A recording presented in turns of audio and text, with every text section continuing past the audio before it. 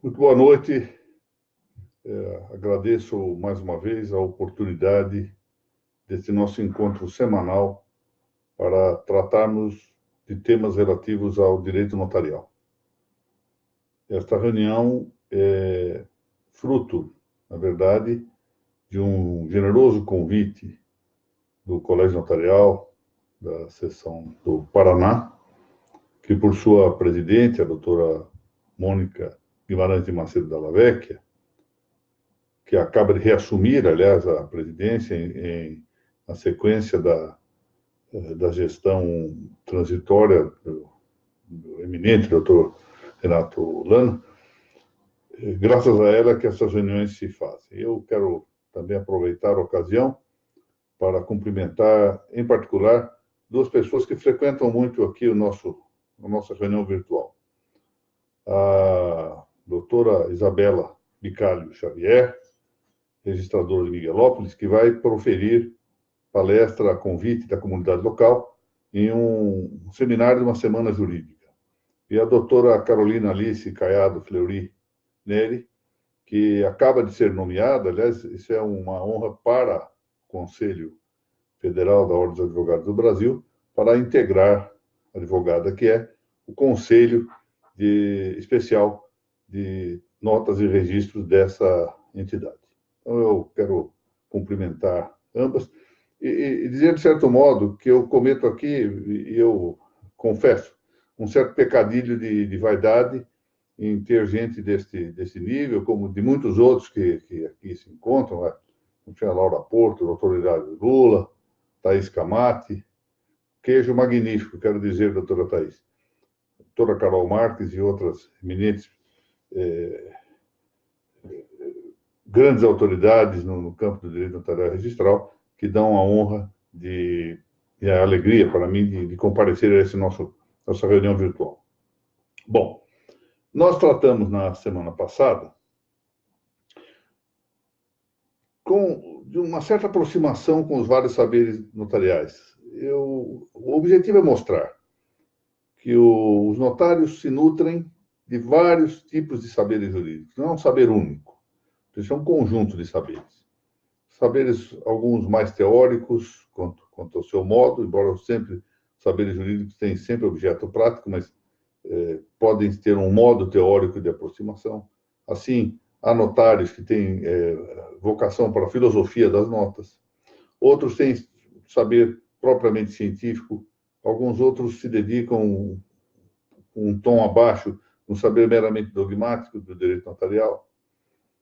Há necessidade de um saber técnico notarial, há necessidade também de um saber comum do notariado, porque para poder sentir com a comunidade que necessita dos trabalhos do notário, e em particular, esse é o ponto principal, existe um saber que é, por assim dizer, o saber por antonomasia de todo notário, o saber principal do notário.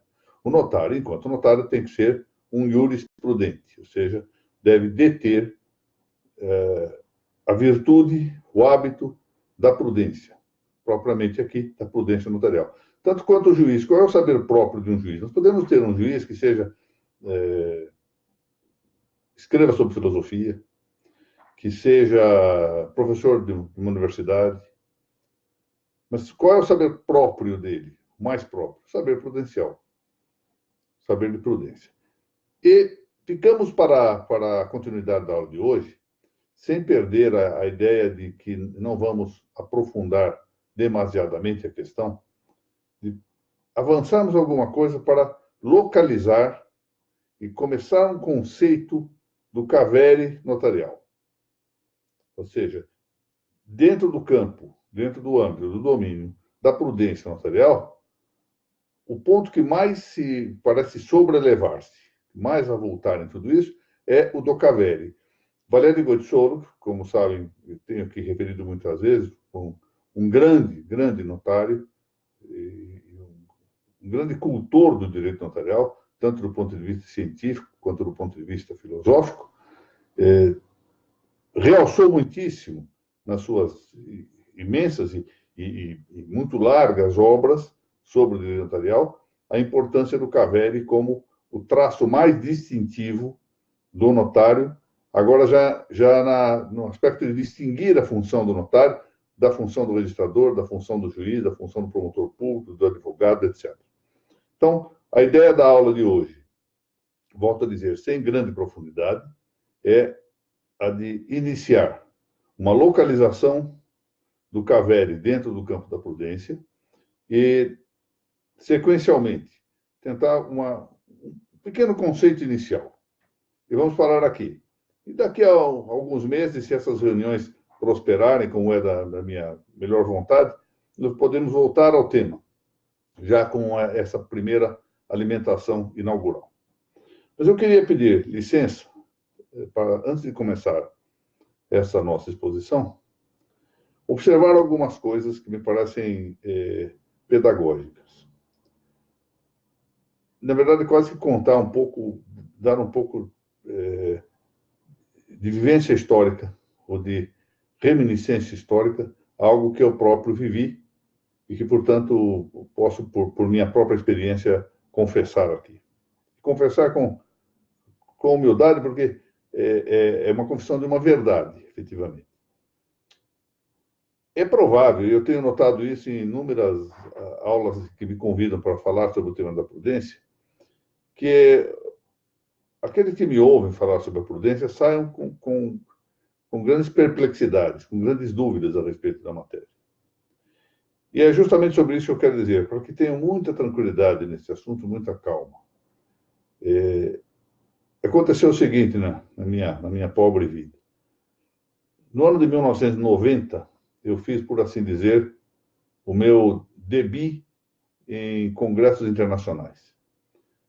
O meu grande amigo, meu grande professor, o melhor mestre que tive ao longo da vida, e a quem devo imensamente, saudoso professor José Pedro Galvão de Souza, grande autoridade do pensamento filosófico e jurídico brasileiro, reconhecido mundialmente, teve a generosidade de convidar-me para ir com ele, companhia dele, a um congresso em Buenos Aires.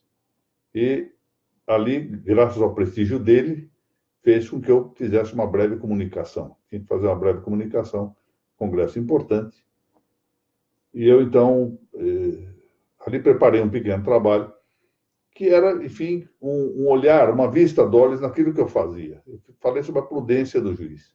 Encontrei ali alguns elementos de prudência e fiz o trabalhinho, saber prudencial do juiz, baseado em alguma coisa que eu já lera em Valério de Gottschall, em um autor espanhol chamado Martínez Dourado e em Francisco Elias Terrado.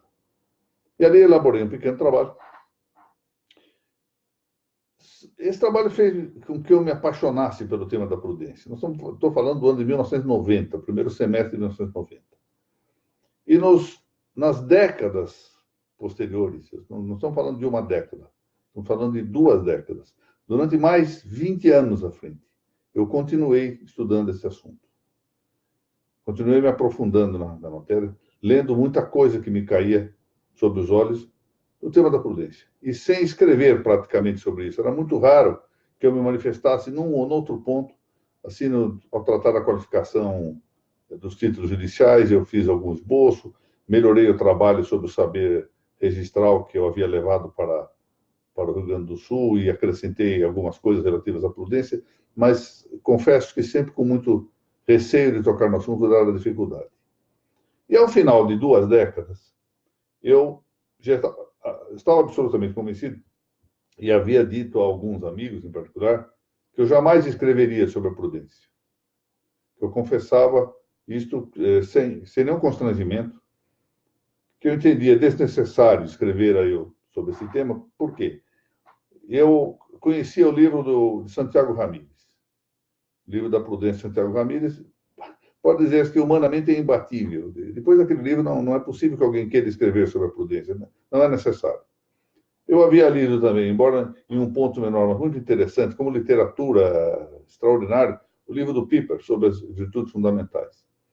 Havia, por outro lado, consultado uma obra que até hoje é obra que fica aqui ao meu lado, fica aqui ao lado do computador onde eu trabalho, que é uma das coisas mais preciosas que eu li na vida, e que tratava exatamente da reunião num só organismo espiritual, como o nosso, de várias virtudes, virtudes infusas, virtudes adquiridas, teologais, intelectuais, morais, mais os dons, tudo isso organizando em sistema, na sua mecânica, na sua metódica, como influem umas sobre as outras, e que é objeto de um livro do grande pensador que foi, contemporâneo, Reginald Garrigou-Lagrange, Les Trois Étapes de la Vie Antérieure, que acaba de ser traduzido para o português. Aliás, eu tive a imensa alegria de poder oferecer esse livro ao meu grande amigo, o desembargador Fábio Dallavec, porque se trata de um dos livros mais espetaculares que eu li na vida. Pois bem, diante dessa literatura, que para mim era, por assim dizer, abrumadora, não há necessidade de que eu escreva alguma coisa. Porque eu escreveria em situação muito inferior a esses autores. Acontece que esse é o ponto.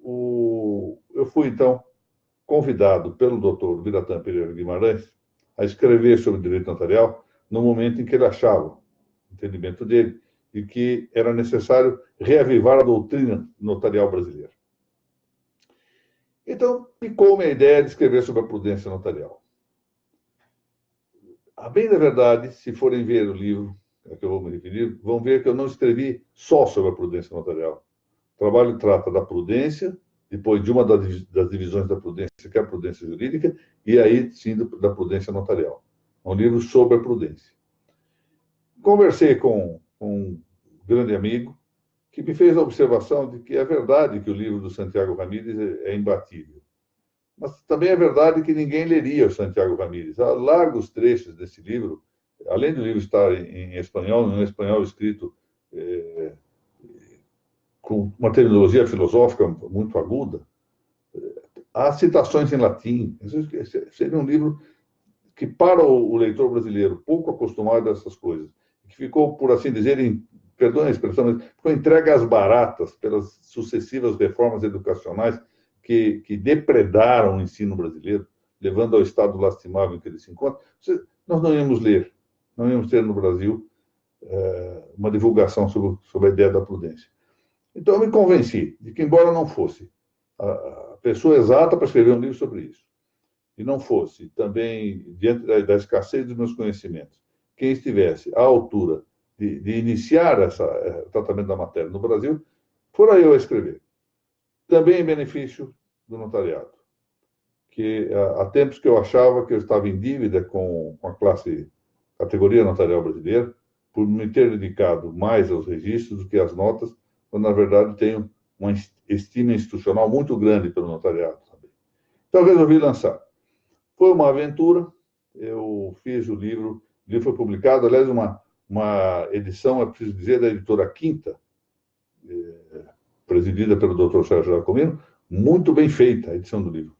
Uma capa magnífica, em baixo relevo, com espaço em branco para que se anote ao lado. Lamentavelmente, bem, às vezes a tiragem foi muito grande, cerca de 5.000 exemplares, e o livro esgotou-se. Para mim foi uma grande surpresa que o livro de 2012, quando chegou em 2017, já não havia mais esse livro no mercado. E eu, então, atendi a um pedido de que se publicasse, era interesse de se publicar esse livro na Espanha, então surgiu uma edição na Espanha, traduzida pela Rosa Noguet, professora Rosa Hernández Noguet, mulher do meu também grande amigo, o filósofo Carlos Noguet, e parece que com algum sucesso lá também. E cogito até de pensar em fazer uma segunda edição dessa prudência notarial mais à frente, talvez com algum adendo, alguma complementação. Mas, às vezes, eu penso, isso talvez seja um pouco de bobagem do ponto de vista cultural, mas eu gosto tanto da edição que se fez, da forma como está, acho que lembra do livro, né? Está aqui do meu lado. É tão bonita essa edição que eu, às vezes, imagino que eu não gostaria de ver o livro editado de outro modo. A edição espanhola, por exemplo, já não é tão bonita. Bom, eu falei tudo isso, fazendo essa introdução muito longa, peço desculpa, mas para dizer-lhes que a dificuldade de compreender toda a mecânica da prudência é natural. Se alguém estuda, como eu estudei, mais de 20 anos esse assunto, e continuava com certas dúvidas, exigindo complementações, estudos peculiares, volta ao tema, regresso, memorização, imagine, então, quem está vendo esse tema pela primeira vez ou que o vê raramente. Portanto, não nos preocupemos muito com isso. Mas vamos lá. Agora já fiz toda essa larga introdução e acho que está no momento de prosseguir. Muito bem. Prudência é uma das 4 virtudes cardeais. Já sabem, a virtude se chama cardeal, essas 4 virtudes se chamam cardeais, porque essa expressão cardeal vem significar exatamente a dobradiça de uma porta.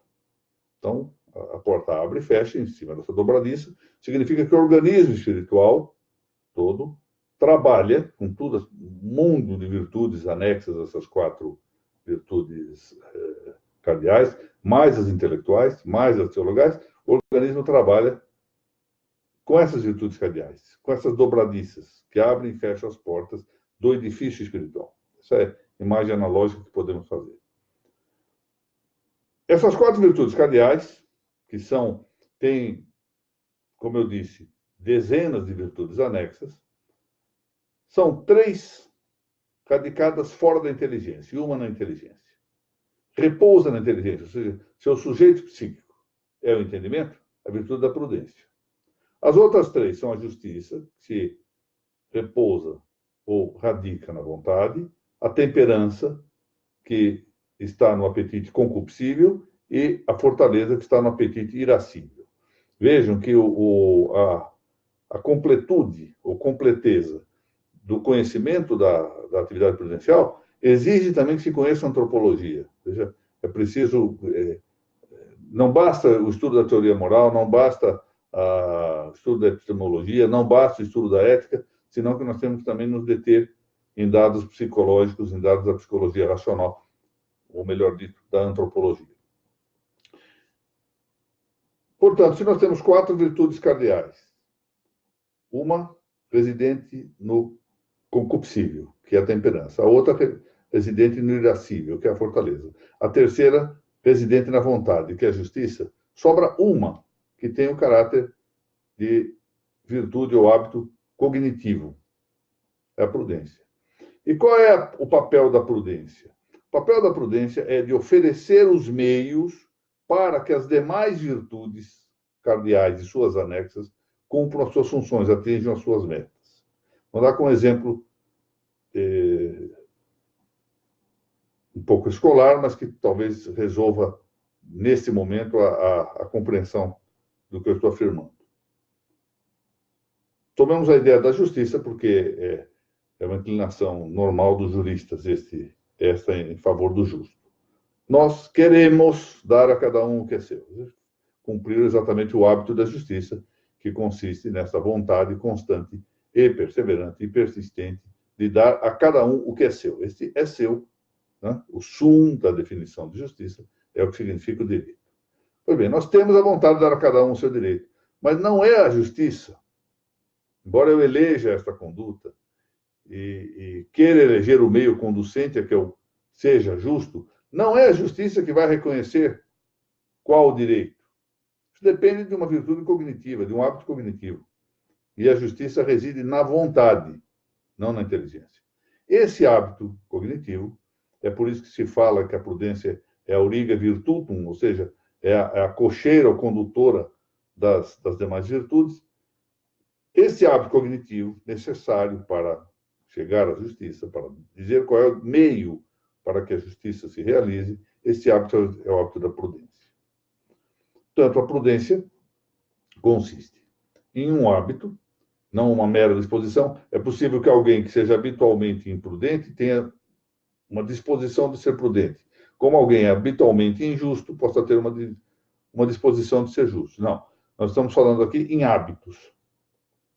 Ou seja, o resultado dificilmente movível, que dificilmente se move, dificilmente se altera, de uma repetição de atos. Quem se acostuma a ser justo, tende a ser justo. Quem se acostuma a ser temperado, será temperado, tendencialmente.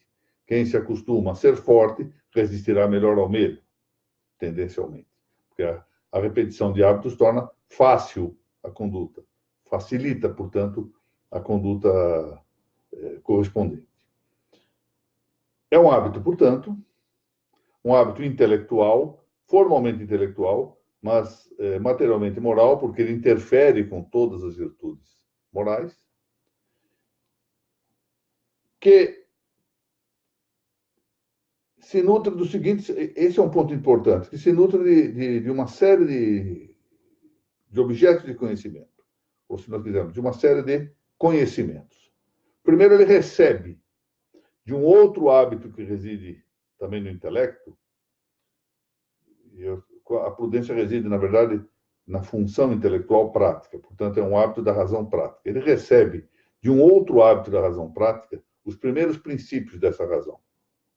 Portanto, a prudência se alimenta desses primeiros princípios da razão prática, que são os princípios da sindérese. A sindérese é um hábito da razão prática. Não deixa de receber também um influxo dos princípios da razão especulativa, o princípio da não contradição, o princípio da identidade, do terceiro excluído, da razão suficiente, etc. Não deixa de receber também, mas particularmente ele recebe os princípios da razão prática. Esses princípios são chamados sinderéticos, volto a dizer, porque provêm da sindérese, e a sindérese para nisso, nessa intuição dos primeiros princípios. Já a prudência recolhe esses primeiros princípios, também conhece os princípios da ciência ética, princípios de razão superior e de razão inferior. No campo jurídico, é também por meio da prudência que nós vamos nos dedicar a verificar as normas jurídicas aplicáveis a dados casos. Mas o fundamental da prudência não está nada disso. Isso é importante também para ela. Mas o fundamental da prudência é o conhecimento do caso. A diferença da prudência em relação a outras virtudes,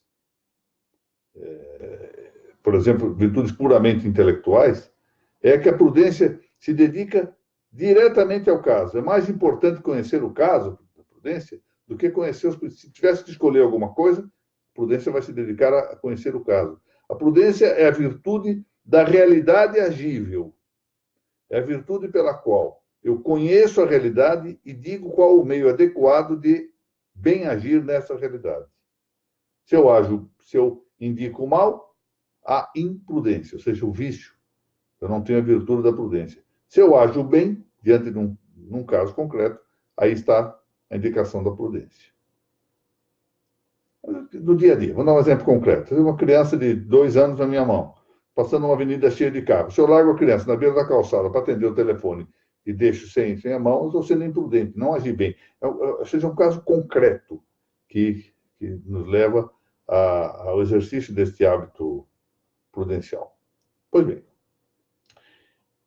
como se trata de uma virtude, portanto, é a virtude que se caracteriza por agir bem, em concreto, agir bem, hic et nunc, aqui e agora, virtude que nos dá essa indicação, por isso que se diz em latim, recta ratio adhibidium, ou seja, a reta razão de agir. A prudência, sendo virtude, em verdade, não pode dividir-se em partes quantitativas. Então, a virtude é um todo unitário, toda virtude é um todo unitário. Mas nós podemos pensar, pelo menos para efeitos didáticos, em partes quase integrantes. Quase integrantes, podemos falar isso. Chamamos metaforicamente de partes integrantes da virtude da prudência. Mas, na verdade, não são partes. Elas fazem, enfim, um conjunto e não podem se tomar autonomamente, como se fossem parcelas de alguma coisa. Não formam quantidades da prudência. Essas partes quase integrantes, no caso da prudência, são 8. Agora vamos lá chegar no Cavelli. Primeira parte, nós temos inicialmente 5 partes que são chamadas partes de perspectiva intelectual, ou de conhecimento. São 5 partes. Primeira é a memória. Fundamental a memória. A experiência é essencial para a prudência. Por isso Aristóteles diz que os jovens podem ser habitualmente bons geômetras, bons matemáticos, mas não podem ser prudentes. Ou seja, enquanto a prudência se entenda virtude adquirida, seja hábito adquirida, prudência adquirida, essa os jovens não têm, por falta de experiência. Experiência significa aqui memória. Memória que nos dá toda a experiência vital, que nos faz rememorar essa experiência vital, para saber, enfim, o que dá certo e o que não dá certo. Depois da memória, segunda parte quase integrante da prudência, chama-se de inteligência, mas não se confunda com o conceito habitual de inteligência, como entendimento. Aqui, inteligência significa a cogitativa, ou seja, uma das partes da prudência é exatamente a chamada ratio particularis, que é correspondente à cogitativa. A cogitativa, eu já tive a oportunidade de falar em outras ocasiões sobre isso aqui, ela equivale à estimativa dos animais. Lembram-se o exemplo, alguns vão lembrar-se disso, é do cordeirinho que, mal nascido, vai beber água no riacho e vê ao longe um lobo e sabe que é inimigo, sem nenhuma experiência anterior. O homem não tem estimativa, aliás, nos animais esse sentido interior é muito mais forte do que o sentido correspondente no homem.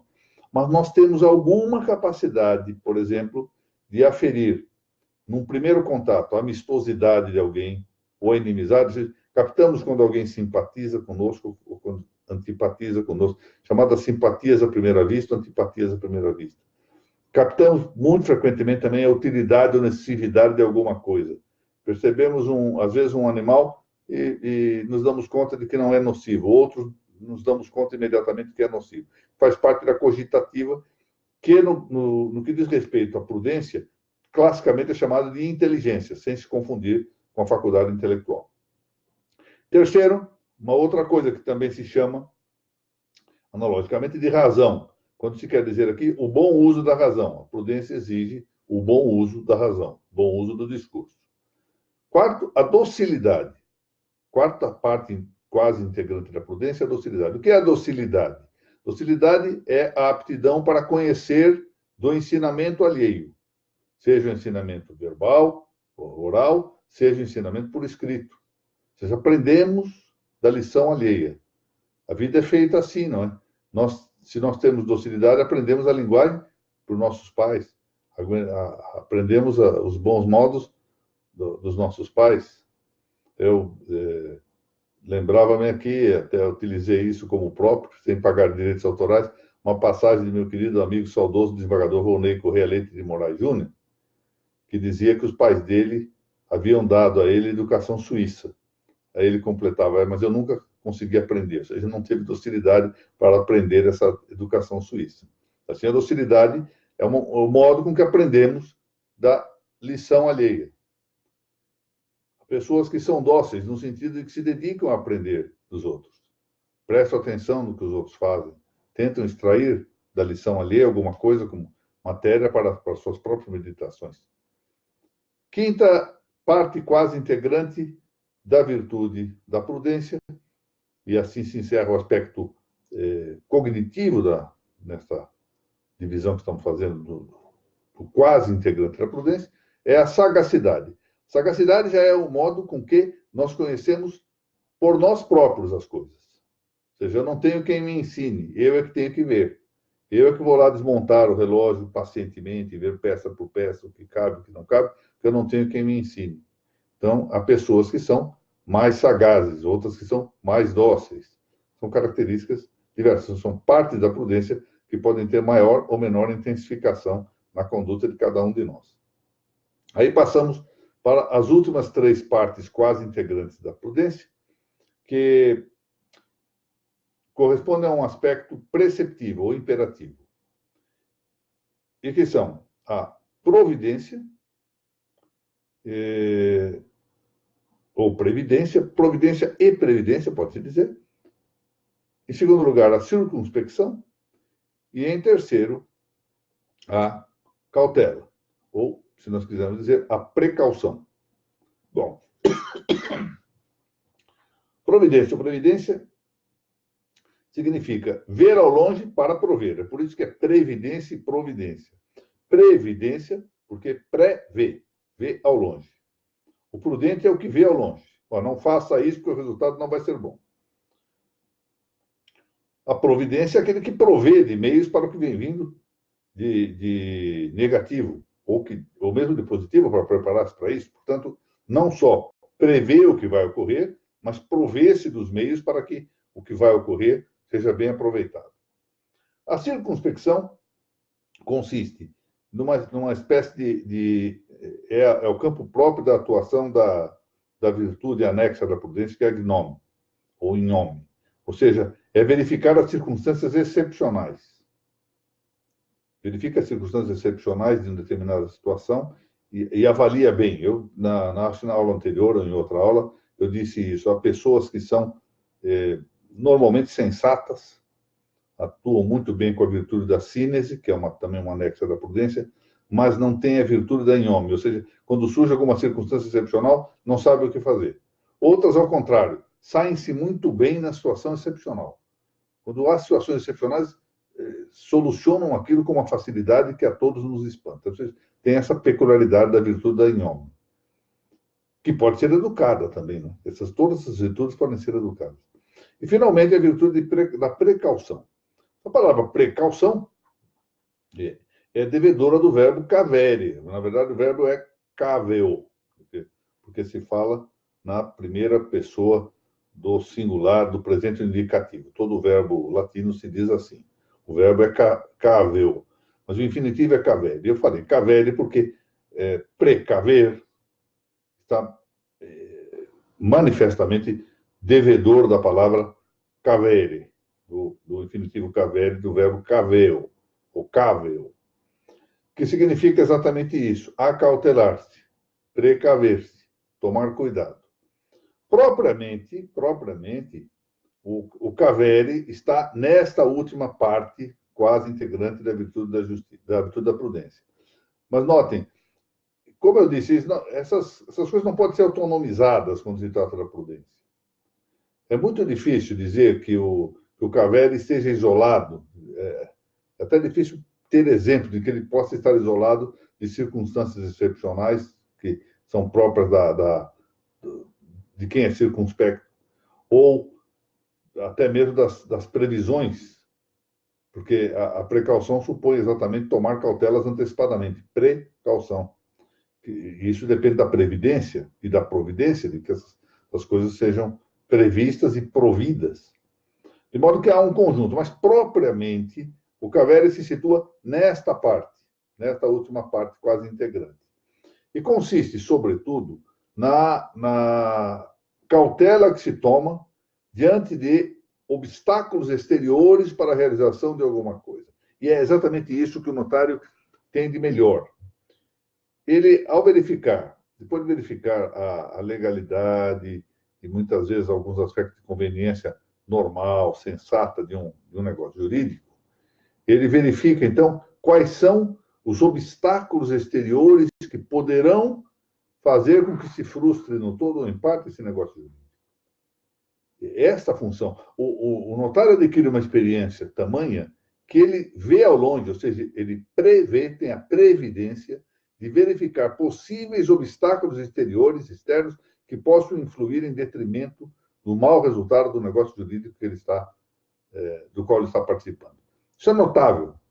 E isso é resultado, efetivamente, da experiência do notário. O bom notário é esse homem experiente, e os novos devem considerar esse ponto, de ter a docilidade, esse é outro aspecto, de aconselhar-se com os notários mais antigos. Interessante esse ponto, eu toco aqui de passagem. Eu acho que o sistema de concurso público no Brasil é muito... Dos vários sistemas que, a meu ver, possuem legitimidade, esse não é o único, parece o melhor nesse momento. Se adapta melhor às circunstâncias brasileiras atuais. Fazer concurso público. Não do jeito que ele é feito, em geral. Eu não concordo com a forma como esse concurso vem sendo feito, mas acho o concurso público como modo de captação de novos notários é um método bastante legítimo e é o mais, nesse momento, a meu ver, é o melhor para as circunstâncias brasileiras, como eu disse. Entretanto, ele gerou um quadro prejudicial. no meu modo de ver, entre outros efeitos deletérios, há um que foi a divisão, a meu ver, de todo, odiosa, diga-se de passagem, entre aqueles que acham que, porque prestaram concurso público, são melhores por si só do que aqueles que tiveram uma longa vida e que, por força da legislação de uma época, chegaram às notas na forma anterior, do sistema de captação anterior. Isso é incorreto. Você pode haver, por assim dizer, notários antigos que não se tenham desenvolvido bem no campo da prudência, como pode haver notários novos que sejam particularmente bem vocacionados. Mas podemos ter também notários novos que não sejam bem vocacionados e podemos ter notários antigos muito bons, como eu tive a oportunidade de conhecer vários deles nessas circunstâncias. Então, essa divisão, esse conflito estabelecido entre concursados e não concursados, não só é de uma irrelevância e de um caráter odioso por si só, mas conspira contra o interesse do notariado.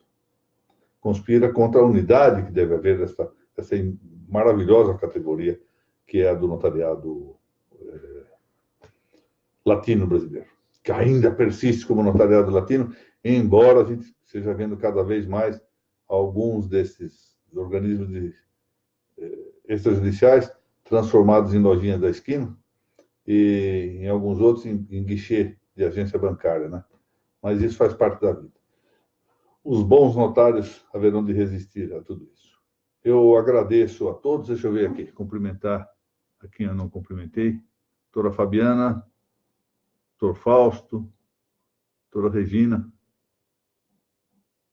doutora Sônia Batista,